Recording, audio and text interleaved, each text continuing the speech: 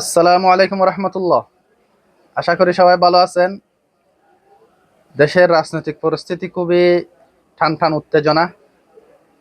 এরই মধ্যে আবার ইসলামপন্থী রাজনৈতিক দলগুলোর যে কাদা চোড়াচুড়ি, টানা পোড়েন, এই নিয়ে আমার কিছু অবজারভেশন নসিহার নিয়তে। আর দিন ওয়ান নসিহা, আমরা এই দেশে যেহেতু বসবাস করি, এ দেশের রাজনীতির ব্যাপারে আমাদের অবশ্যই খোঁজখবর রাখতে হবে। পাশাপাশি ইসলামপন্থীদের কল্যাণকামী হিসেবে তাদের যে বিভিন্ন ক্ষেত্রে জনগণের প্রত্যাশা পূরণ করতে না পারা, তৌহিদি জনতার যে প্রত্যাশা, ওখানে ঘাটতি, ওখানে গ্যাপ, এগুলো নিয়ে আমরা কথা বলবো। এমনি প্রচলিত যে পশ্চিমা গণতান্ত্রিক সিস্টেম আছে, যেটা আমাদের দেশে দীর্ঘদিন ধরে চর্চিত, ওটা নিয়ে আমাদের কোনো তেমন ইন্টারেস্ট নেই বলতে ওখানে যে কল্যাণ আছে এই ধরনের কোনো আমাদের মানে আশা আমরা করি না। এটা হলো পশ্চিমা গণতন্ত্রের একটা অনেকগুলো খারাপ দিক আছে। একটা বড় মারাত্মক খারাপ দিক হলো এরা হলো ডিভাইড অ্যান্ড রুল। আমাদেরকে আমাদের মধ্যে ঝগড়া বাধাই দিবে, এরপরে তারা মূল্যায়ন পাবে, তারা বিচারক সাজবে, তারা আমাদের উপর মাতব্বর বনে যাবে। দেখেন, বিএনপি বলেন, জামাত বলেন, হেফাজত বলেন, চরমোনাই বলেন, সবাই আমাদের দেশের লোক, কিন্তু এর মধ্যে মাতব্বরি করতেছে পশ্চিমেরা, কখনো ইউরোপিয়ান ইউনিয়ন, কখনো আমেরিকান, কখনো ভারতীয়। কারণ আমরা তাদের গণতান্ত্রিক বডির মধ্যে আমরা আবদ্ধ, এই নেটের মধ্যে, এই জালের মধ্যে আমরা আবদ্ধ। ইসলামী যেটা আমরা স্বার্থ চিন্তা করি, বা একটা ইসলামের যে রাজনৈতিক থিওলজি, এটা কিন্তু গণতন্ত্রের অনেক ঊর্ধ্বে, ওইদিকে আমাদের আগ্রহ বেশি। তবে আমাদের দেশে বর্তমান যারা রাজনীতি, ইসলামী রাজনীতি করতেছে, এদের যে ধন্যতা, এদের যে মানে দেউলিয়াপনা, এতে আমরা খুবই হতভম্ব, এতে আমরা খুবই হতাশ। তৌহিদি জনতা যারা বা হকপন্থী যারা আছে, পশ্চিমা গণতন্ত্রকে যারা ভালোবাসে না, এবং একটা ইসলামিক একটা উত্থান যারা কামনা করে, একটা ইসলামী একটা জাতীয় পর্যায়ে শক্তিশালী হোক, এবং দাফে দাফে দাওয়া, তাসকিয়া, এগুলো ইসলামাইজ হোক দেশটা, এ ধরনের যারা কামনা করি, আমরা ইসলামপন্থীদের এই আচরণে, সাম্প্রতিক আচরণে আমরা খুবই হতাশ হতে যাচ্ছি। এটা অনেকগুলো কারণ আছে। ওই যে অনেকে গণতন্ত্র দ্বারা খুবই প্রভাবিত, মানে অতি মাত্রায় গণতান্ত্রিক চিন্তা করতেছে, তারা কখনো পশ্চিমাদের দৃষ্টি আকর্ষণ করার চেষ্টা করতেছে। এবং এক্ষেত্রে আমি কয়েকটা কথা একেবারে ক্লিয়ার করে বলবো, নতুবা উম্মার জন্য সঠিক মেসেজটা গ্রহণ করা কঠিন। প্রথমত, ইসলামপন্থীরা যে একটা 11 দলীয়, প্রথমে 8 দলীয়, এরপর 11 দলীয় জোট করেছে, আমি আগেও ভিডিও করেছি জোট ভাঙ্গার আগে, তারা কেন লিখিত ভাবে চুক্তি করে নাই? তারা অনেকে বলে যে মদিনা, রাসূলুল্লাহ সাল্লাল্লাহু আলাইহি ওয়াসাল্লাম মদিনা সনদ করেছে, ইহুদিদের সাথে সন্ধি করেছে, হুদাইবিয়ার সন্ধি হয়েছে, সবগুলো রাসূলুল্লাহ লিখিত চুক্তি করেছে। এই কথাটা আমি অনেকদিন ধরে বলতেছি, আপনারা কেন লিখিত চুক্তি করতেছেন না? তার মানে হলো প্রত্যেকে একে অপরকে ঠকানোর জন্য, প্রতারণা করার জন্য সুযোগ সন্ধানী। লিখিত চুক্তি না করার মূল কারণ হলো এটা, যার কারণে এটা আলটিমেটলি এই চুক্তি টিকবে না। এটা আমরা অনেক আগে বলেছি, শেষ পর্যন্ত জোট ভেঙে গেছে। এরপরে কি হলো? খাদা চোরাচুরি শুরু হয়েছে। এগুলো আমাদের ভবিষ্যৎ সম্ভাবনাময় আমরা কথা বলেছিলাম, ভবিষ্যৎবাণী বলতেছি না, তবে আমরা এটা আশঙ্কা করেছিলাম, এটাই বাস্তবায়ন হয়েছে। আজকে এখন জামাত চরমোনাইয়ের পিছনে লাগলো, চরমোনাই জামাতের পিছনে লাগলো, একে অপরকে দোষারোপ করতেছে। কেন রে ভাই? আপনারা না ইসলামের জন্য রাজনীতি করেন? আপনারা তো দলীয় বলয় বৃদ্ধি করবেন, নিজেদের আসন বৃদ্ধি করবেন, নিজেদেরকে এমপি বানাবেন, মন্ত্রী বানাবেন, এই জন্য রাজনীতি করতেছেন না? আপনারা তো ইসলামের জন্য রাজনীতি করতেছেন, তাইলে এত কাদা চোরাচুরি কেন? মূল কথা হলো প্রত্যেকের দুর্বলতা রয়ে গেছে, গণতান্ত্রিক রাজনীতিতে আপনারা চিন্তা করতেছেন। এই জন্য গণতন্ত্র মানে হলো ভাই ভাই যুদ্ধ লাগাই দেওয়া, আমেরিকা মাতব্বরি করা। আমরা এখন ভাই ভাই যুদ্ধ, এদিকে বিএনপির সাথে একটা যুদ্ধ, এদিকে জামাত হেফাজতের চরমোনাইয়ের সাথে যুদ্ধ। এই যে এগুলো থেকে উত্তরণের উপায় কি? হ্যাঁ, আপনি বলবেন আপনি গণতন্ত্র না জায়েজ, জায়েজ না জায়েজ, জায়েজ না জায়েজ ওই কথা মুফতিরা বলবে, বড় বড় এদারা ফতুয়া দিবে, ব্যক্তির ফতুয়া নয়, এদারা বড় বড় মাদ্রাসা মুফতি একরাম ওনারা ফতুয়া দিবেন। কিন্তু আমাদের দীর্ঘদিনের অভিজ্ঞতা, 54 বছরের গণতন্ত্র আমাদেরকে কি দিল? পৃথিবীর কোন দেশে ইসলাম প্রতিষ্ঠা করলো গণতান্ত্রিক উপায়ে? তার বিপরীতে যারা ভিন্ন চিন্তা করছে, তারা একদিন না একদিন তারা ইসলামী হুকুমত পাইছে। ফর এক্সাম্পল, আফগানিদেরকে অনেকবার অফার করা হয়েছে। গানি সরকার যখন আমেরিকার মদতপুষ্ট সরকার ছিল, তারা অনেকবার অফার করছে তালেবানকে যে তোমরা সংসদে আসো, তোমাদেরকে 100 সিট ছাড়ে দিব, 200 সিট ছাড়ে দিব। কিন্তু তালেবান এই ফাঁদের মধ্যে ফা দেয় নাই। আমাদের ইসলামপন্থীদেরকে 10টা সিট দেন, 20টা সিট দেন, 30টা সিট দেন, সবাই ফা দিবে। এখানেই হলো আমাদের মূল গলত। যদি আমরা তাদের থেকে শিক্ষা নিতাম যে আমি 10টা সিট 100 সিট নিয়ে যাব না, যেদিন আমি নিরঙ্কুশ যেতে পারবো, যেদিন আমার উপর অন্য কেউ মাতব্বরি করবে না, যেদিন আমি সিদ্ধান্ত নেওয়ার ক্ষেত্রে স্বাধীন থাকবো, সেদিন আমি ক্ষমতায় যাব। এর আগে আমি দাওয়াতি কাজ করব, তাজকিয়া কাজ করব। বারবার বলা হয় গণতন্ত্রে না গেলে কি করবেন। আরে আপনি আপনি 16 বছর কি করেছেন? শেখ হাসিনাকে আপনাদেরকে গণতান্ত্রিক নির্বাচনে যাওয়ার সুযোগ দিছে? টাকাও নষ্ট, শ্রমও নষ্ট, সময় নষ্ট, কিন্তু আপনি দাওয়াতি কাজ বন্ধ রাখেন নাই। দাওয়াতি কাজ বন্ধ না রাখার কারণে আপনি বিশাল একটা নেটওয়ার্ক করতে পেরেছেন। এই কাজটা আপনি 5 বছর করেন, 10 বছর করেন, ঐক্যবদ্ধভাবে করেন, দলাদলি বাদ দেন। এগুলো স্টেপ, এক একটা সিঁড়ি, প্রথম সিঁড়ি, দ্বিতীয় সিঁড়ি, এই কাজগুলো করেন। আপনি 10 নম্বর সিঁড়িতে মেহনত করতেছেন, প্রথম সিঁড়ি 2 নম্বর সিঁড়িতে আপনার মেহনত নেই। আপনাদের আত্মশুদ্ধি হয়েছে? এখনো ইসলামী শরিয়া বা ইসলাম প্র্যাকটিস কি ব্যক্তিগতভাবে আসছে? একামত দিন ব্যক্তির মধ্যে আসছে, পরিবারে আসছে?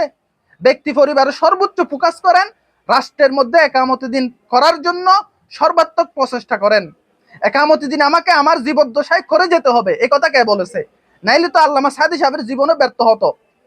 আল্লামা সাদি সাহেবের জীবন সফল। উনি একামত দিন পরিবারও করেছে, ব্যক্তির উপরও করেছে, সমাজে প্রচেষ্টা চালিয়েছে, দুনিয়া থেকে উনি চলে গেছে। আহমদ শফির জীবন সফল। উনি একামত দিন ব্যক্তির উপরও করেছে, পরিবারের উপরও করেছে, দেশে করার জন্য সর্বাত্মক চেষ্টা চালিয়েছে। আপনি ব্যক্তির উপর করেন, পরিবারের উপর করেন, একামত দিন পরিবার এবং ব্যক্তির মধ্যে ফোকাসই করতেছেন না। রাষ্ট্র ক্ষমতা যাওয়ার জন্য কখনো আমেরিকার কাছে, কখনো ভারতের কাছে ধর্ণা দিচ্ছেন। এগুলো কি ভাই? কখনো পরস্পর গুতাগুতি করতেছেন, হিংসা বিদ্বেষ সরাচ্ছেন। এগুলো কি? এগুলো কি একামত দিনের স্টেপ? এগুলো কি একামত দিনের পদক্ষেপ? কথাগুলো অনেক লম্বা হয়ে যাচ্ছে। এই কথাগুলো আসলে আমাদের খুবই দুঃখ লাগে। কিছুটা আমি সরি, অনেক কথা, অনেক জজবা চলে আসতেছে। ইসলামপন্থীদেরকে একামত দিন চাইলে আগে আলেম ওলামাদের তত্ত্বাবধানে ঐক্যবদ্ধ হতে হবে। হক্কানি আলেম ওলামাদেরকে আপনারা মূল্যায়ন করেন, কদর করেন। তাদের কাছে গিয়ে বলেন যে আমরা গুছাই দিছি, আপনারা যেভাবে বলবেন এইভাবে আমরা একামত দিন চাই। আপনাদের আলেম ওলামাদের কাছে যাওয়ার সময় নেই। আমেরিকার কাছে যাওয়ার সময় আছে, ইউরোপিয়ান ইউনিয়নের কাছে যাওয়ার সময় আছে, ভারতের সাথে বসার সময় আছে। হক্কানি আলেম ওলামাদের নিয়ে বসার সময় নেই। কারণ আপনাদের অন্তর এখনো সঠিক একামত দিনের জন্য প্রস্তুতই হয় নাই। অন্তর প্রস্তুত হয়েছে ক্ষমতায় যাওয়ার জন্য। আমরা হিতাকাঙ্ক্ষী হিসাবে কথাগুলো বলতেছি, আমরা প্রত্যেকটা ইসলামী দলরে ভালোবাসি, কিন্তু এই কথাগুলো না বললে তো আপনারা শুধরাবেন না। আর কেউ শুধরাক বা না শুধরাক, হক কথা বলতেই হবে আমাদেরকে। এরপরে সরমনাইওয়ালাদের নিয়ে কিছু কথা বলবো। আপনারা যে জুট করছেন, আমি আগেও বলছি, লিখিত চুক্তি করেন নাই কেন? আল্লামা মামুনুল হক সাহেব আমরা শ্রদ্ধা করি, লিখিত চুক্তি করেছেন, আমাদেরকে দেখান, জাতির সামনে দেখান এই চুক্তির ভিত্তিতে আমরা জুট করেছি। কোনো চুক্তি নেই, তার মানে যে কোনো সময় যে কাউকে ধরে করে মানে প্রতারণা করা। সরমনাই অনেক বড় আজকে ছক্কা খেয়ে গেছে। আপনি লিখিত চুক্তি করতেন ভাই, জমাতের সাথে যাচ্ছেন, আমি জমাতের সাথে সবসময় যেতে প্রস্তুত, কিন্তু আমি লিখিত চুক্তি করব যে এই শর্তে আমরা একমত, এরপর জাতির সামনে এটা প্রকাশ করব। রাসূল ইসলাম প্রতিটি চুক্তি লিখিতভাবে করেছেন। আপনি জমাতের সাথে যান, প্রথমে কয়টা আসন চান এটা ক্লিয়ার করেন, কে নেতৃত্ব দিবে এটা ক্লিয়ার করেন, নেতা কে হবে, আসন কয়টা দিবে, কোনো কিছু ক্লিয়ার নেই। বলে ইসলামী জুট বলে সরমনাই পীর ওদিকে বিএনপির সাথে না যাওয়ার জন্য এদিকে জুটের মধ্যে আবদ্ধ ছিল। এখন বিএনপির সাথে আর যেতে পারে নাই, জমাতের সাথে আর থাকতে পারে নাই, মাঝখানে মাঝখানে এখন অনেকটা কি রাজনৈতিক হতাশে ভুগতেছে। এটা আমরা কামনা করি না, উঠে আসুক। আপনি রাজনৈতিক দূরদর্শিতা হলো আপনাকে আগে যার সাথে জুট করবেন লিখিত চুক্তি করেন। জামাতকে বলবো আপনারা কওমিদের সাথে লিখিত চুক্তি করেন। আপনারা কি চান? ইসলামী হুকুমত চান? কোন ভিত্তিতে চান? কোরআন হাদিসের বাইরে আইন করবেন না, কওমি মাদ্রাসায় হস্তক্ষেপ করবেন না, এবং কারো তাবলিগ জামাত এই যে কওমি অঙ্গনের বড় বড় যেগুলো প্ল্যাটফর্ম আছে ওখানে আপনাদের অনৈতিক হস্তক্ষেপ করবেন না, তাদের সুযোগ সুবিধা দিবেন। এই ধরনের দেশের সার্বভৌমত্ব রক্ষা করবেন। আমেরিকার দালালি করবেন না, ভারতের দালালি করবেন না। কোরআন সুন্নাহর বাইরে যাব না, জান চলে যাবে, কোরআন সুন্নাহর বাইরে এক কদম আমরা মারবো না। আমাদেরকে ক্ষমতায় যেতেই হবে, এটা আল্লাহ ফরজ করে নাই। হক পথে থাকতেই হবে, এটা আল্লাহ ফরজ করেছে। এগুলো লিখিত চুক্তি করেন, কালকে সবাই আমরা ওই জুটকে ভোট দিব। লিখিত আপনি কোনো চুক্তি করবেন না, এমনি ভিতরে ভিতরে কাকে ভালো করে ভরে দেওয়া যায় এই চিন্তা করবেন। যখন জামাত এনসিপি কে হাতে পাইলো, এতদিন এনসিপির সাথে দূরত্ব ছিল, এনসিপি কে যখন আস্তে আস্তে হাতে পাইলো, আস্তে আস্তে চরমোনাইকে মাইনাস করার দিকে গেল। এখন একে অপরকে দোষারোপ করতেছে। জনগণ কি কিছুই বুঝে না? চরমোনাই অনেকভাবে বসতে চেয়েছে, জামাত গুরুত্ব দিচ্ছে না। জামাত যেভাবে এখন বিএনপির সাথে বসতে চাচ্ছে, বিএনপি গুরুত্ব দেয় না। এই গণতন্ত্রের খেলা হলো এখানে, বড় দল ছোট দলকে গুরুত্ব দেয় না। বিএনপি জামাতের সাথে গুরুত্ব না পেয়ে এখন জামাত যখন চরমোনাইয়ের সাথে জোট করলো, ওখানে আবার এনসিপি কে পেয়ে, প্রথমে বলছিল ইসলামী জোট, এখন আজ থেকে এটাকে এলডিপি এনসিপি যেগুলো তারা কোনো ইসলামী দল নয়, তাদেরকে পেয়ে আস্তে আস্তে ইসলামী দলকে অবমূল্যায়ন শুরু করলো। এটা তাদের ভাষ্য অনুযায়ী, আল্লাহু আলাম, আল্লাহ ভালো জানে কার দোষ কি। এর মধ্যে আবার এই যে জামাতের তাহের সাহেবের নাইবা আমির, শ্রদ্ধা করি আমি, ওনার বক্তব্য প্রকাশ পেল যে আমেরিকাকে আমি বলছি চরমোনাই এক্সট্রিমিজম আছে, তাদের মধ্যে কিছুটা আমি ওদেরকে নিয়ে আসার জন্য। এই যে আপনি কি বুঝাচ্ছেন ভাই, এগুলো কি বুঝাচ্ছেন? যতদিন আপনাদের মধ্যে হক্কানি উলামাদের সুহবত আসবে না, হক্কানি উলামাদের তত্ত্বাবধান আসবে না, ততদিন এই গ্যাপগুলো থেকে যাবে। আমরা বলবো যে হিতাকাঙ্ক্ষী হিসাবে জামাত মাশাআল্লাহ অনেক বড় অর্গানাইজিং দল, কওমিদের মধ্যে অর্গানাইজিং নেই, জামাতের মধ্যে অর্গানাইজিং আছে। এটা কওমিদের, আজকে একটু করে কওমিদের কথাও বলি। কওমিরা টেকনাফ থেকে তেতুলিয়া অনেকগুলো মাদ্রাসা, অনেকগুলো মসজিদ, অনেকগুলো সংগঠন, কিন্তু কোনো যোগ্য নেতৃত্ব নেই, একক কোনো প্ল্যাটফর্ম নেই রাজনৈতিক। একটা খেলাফত আন্দোলন, একটা খেলাফত মজলিস, একটা চরমোনাই, একটা ইসলামী ঐক্য জোট, এই যে একটা নেজামি ইসলাম। কেন রে ভাই এতগুলো ইসলামী দল কেন, এতগুলো রাজনৈতিক দল কেন? আর একটা ওদিকে কি জমিয়ত, এতগুলো কমে আছে। বাংলাদেশের শতকরা 10% দল হয়েছে 20টা, ওই 10% 20টা দল কি নিয়ে আপনি মানে ইসলামী রাজনীতি করতেছেন? এটা আমি আবেগ থেকে বলতেছি, দোষারোপ করতেছি না। তারপরেও কওমে উলামা ইকরামরা দেওবন্দি মাসলাকের কারণে আকীদা ঈমানের ক্ষেত্রে তারা নাসর, আকীদা ঈমানের ক্ষেত্রে তারা অনেক শক্তিশালী। তারা কোনো ইসলামকে কাটছাট করার পক্ষে নয়, তারা মডারেট নয়, তারা সহি আকীদার। কিন্তু অর্গানাইজিং না থাকার কারণে, ঐক্যবদ্ধ প্ল্যাটফর্ম না থাকার কারণে আজকে তারা রাজনৈতিক দেউলিয়া, কোনো আমির নেই। এই যে শেখ উসামা জামাতে যোগ দিল, এমনি এমনি যোগ দিল, কারণ সে কমিটি থেকে কোনো ফ্লোর পাচ্ছে না। সে দেখতেছে এখানে আজীবন আমি ফাড়াই ফেললো, কোনোদিন আমি এমপিও হতে পারবো না, মন্ত্রী হতে পারবো না, কোনোদিন আমার এলাকাভিত্তিক প্রভাব বাড়বে না। যদি আমি খেলাফতে যাই, প্রথমে খেলাফত গেছে, এরপরে দেখতেছে ওখানে পাচ্ছে না সুযোগ, এরপরে জমাতে গেছে। সে সম্প্রতি রিজওয়ান রফিকের সাথে এই যে কথাগুলো বলছে, সে বলছে আমি গণতন্ত্র তো একসময় আমি কুফুর বলছি, ফতুয়া দিছি, এখন আমি কি হালাল বলতেছি? ভাই আপনি ডাইরেক্ট গণতন্ত্র জড়াই গেছেন, তাহলে আপনি যে কুফুর বলছিলেন কোন গণতন্ত্র, কোন গণতন্ত্র কুফুর বলছেন?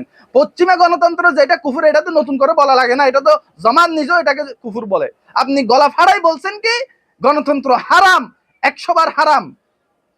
এই জন্য কোন একটা ফতুয়া দেওয়ার আগে 100 বার চিন্তা করবেন। আমরা এই জন্য গণতন্ত্র হারাম ফতুয়া এটা আমি এদারা দিবে, আমি দিতে পারবো না, বড় আলেমরা দিবে।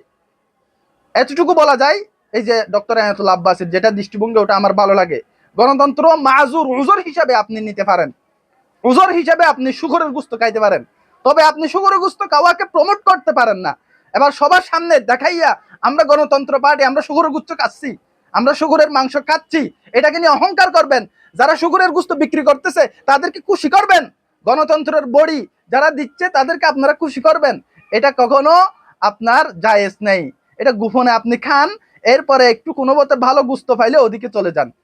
ধরেন বাজারে শুকরের গুস্ত আছে, অনেক দূরে ছাগলের গুস্ত আছে, ছাগলের গুস্ত ওখানে যাওয়া পর্যন্ত আপনি শুকরের গুস্ত খাইতে পারবেন, ওখানে যাইতে যাইতে আপনি মারা যাবেন, তাই শুকরের গুস্ত খান। এটা গোপনে খান, আস্তে আস্তে ছাগলের গুস্তের দিকে যান। আপনি ছাগলের গুস্তের দিকে যাচ্ছেনও না, শুকরের গুস্ত পেয়ে আপনি খুশি হয়ে গেছেন, প্রমোট করতেছেন। এই জন্য গণতন্ত্র মাজুর ওজর হিসেবে জায়েজ বলছে, তবে আমাদেরকে এর বাইরে চিন্তা করতে হবে। রাজনৈতিক কি করবেন এটা ওলামাদেরকে নিয়ে বসেন। বারবার অনেকে বলে কি করব আমরা, বসেন ওলামাদেরকে নিয়ে, অনেক পথ আছে, দাওয়াত করেন, তাজকিয়া করেন, এলম বিতরণ করেন, অর্গানাইজ করেন, ঐক্যবদ্ধ আমির বানান। 10-12টা আমির কেন ইসলামে? এটা কোন ধরনের রাজনীতি? কথা অনেক লম্বা হয়ে যাবে। যা বলছি আল্লাহ তাআলা আমাকে সর্বপ্রথম আমল করার তৌফিক দান করুক। এগুলো হলো আমাদের আক্কেফ। আজকে আমাদেরকে ইসলামপন্থীরা হতাশ করতেছে, তৌহিদি জনতা আজকে মানে দিশাহারা, কোথায় বুট দিবে সে। এই জন্য অনেকে একেবারে দিশাহারা হয়ে বিএনপির দিকে ঝুঁকিয়ে পড়তেছে, সেকুলার রাজনীতির দিকে ঝুঁকে পড়তেছে, কারণ ইসলামপন্থীরা ঐক্যবদ্ধ কোনো প্ল্যাটফর্ম করতে পারে নাই। জামাতের উচিত ছিল সরমনাইকে সর্বোচ্চ ছাড় দিয়ে, সর্বোচ্চ ত্যাগ দিয়ে তাদেরকে জোটের মধ্যে ধরে রাখা, এবং পাশাপাশি ওই যে যেটা বলছি লিখিত চুক্তি করা। যে কোনো সময় দেখবেন যে একটা একটা ছুটে যাবে। আজকের নিউজ দেখতেছি খেলাফত আন্দোলন ছুটে যাচ্ছে, কদিন পরে মামুনুল হক ছুটে যাবে। কারণ এখানে সব দেখতেছি প্রতারণা। গণতন্ত্র মানে প্রতারণা, যে যাকে যেদিকে ঠকাই দিতে পারে। এই যে বুট দিবে, এটার কোনো নিশ্চয়তা নেই। কি করবেন এটা আলমুলবাদেরকে নিয়ে বসেন। কেন এতদিন 16 বছর আওয়ামী লীগ যখন স্ট্রিম রুলার চালিয়েছে, কি ইসলাম কি থেমে আছে? ইসলামের খেদমত কি হয় নাই? জমাত যখন গর্তের ভিতর ছিল, ইসলামের খেদমত কি বন্ধ হয়েছে? এমনকি তখনই সবচেয়ে বড় সহভাগীদের বিরুদ্ধে আন্দোলন হয়েছে হেফাজত ইসলাম, যেটা পুরো পৃথিবীতে প্রভাব ফেলেছে। এটা কোনো গণতান্ত্রিক দলের আন্দোলন হয়েছে? যদি ঐক্যবদ্ধ থাকেন, অগণতান্ত্রিক ভাবে সরকার উল্টাই দেওয়া যায়। সরকার আপনাকে কদর করতে বাধ্য, সরকার আপনাকে ভ্যালু দিতে বাধ্য, সরকার আইন করার আগে আপনার সাথে 100 বার পরামর্শ করবে ঐক্যবদ্ধ থাকলে। ঐক্যবদ্ধ না থাকলে গণতান্ত্রিক 100টা দল হলো দুইটা দুইটা সিট নিয়ে কোনোদিন আপনি কিচ্ছু করতে পারবেন না। আবার ওই পশ্চিমাদেরকে তাবেদার থাকতে হবে আপনাকে। আমি সকলের হিতাকাঙ্ক্ষী, ইসলামপন্থী সকলের হিতাকাঙ্ক্ষী, তবে আপনাকে সঠিক ওয়েতে অগ্রসর হতে হবে। তখন আমি ওয়েলকাম, এবং আমরা খুশি হব, আমরা সবাই সাপোর্ট করব। আপনি সঠিক ওয়েতে না গেলে কাদা চুড়াচুড়ি পরস্পর, এখন ইসলামপন্থীরা আরো হিংসাত্মক, আরো মানে দুশ্মনাত্মক হয়ে গেছে। এদিকে যারা অন ইসলামিক তারা বগল বগল বের গেছে, এই যে এখন তো হয়ে গেল ইসলামপন্থীরা আগেই হেরে গেছে, বুটের মাধ্যমে হারবে এটা অনেক দূরের বাত, আগেই হেরে গেছে। এগুলোর জন্য আমরা সবাই দায়ী, ইসলামপন্থী যারা রাজনীতি, আমিও দায়ী, আমরা সবাই দায়ী। কিন্তু আমরা সঠিক কথা বলতে হবে। ইসলাম নিয়তে ওয়াজাদিলহুম বিল্লাতি হিয়া আহসান, আহসান পদ্ধতিতে। কেউ কাউকে মানে মুনাফেক, কাফের এইসব শব্দ আমি ব্যবহার করতে ভালোবাসি না। পরস্পর সহিংসতা এবং শ্রদ্ধাবোধ ধরে রেখে কোরআন হাদিসের যারা গভীর জ্ঞানে আছে তাদের সাথে বসে একটা রাজনৈতিক বন্দোবস্ত করতে না পারলে ইসলামপন্থীদের জন্য আবার আরো করুণ দশা হবে, যেটা ফেসিস্ট আমল হয়েছে। সকলকে যেভাবে মাইর দিছে, আবার সামনে অপেক্ষা করতেছে, যদি আমরা এইভাবে শুদ্ধ না হই। আল্লাহ তাআলা হেফাজত করুক। ওয়া আখির দাওয়ানা আনিল হামদুলিল্লাহি রাব্বিল আলামিন। আসসালামু আলাইকুম।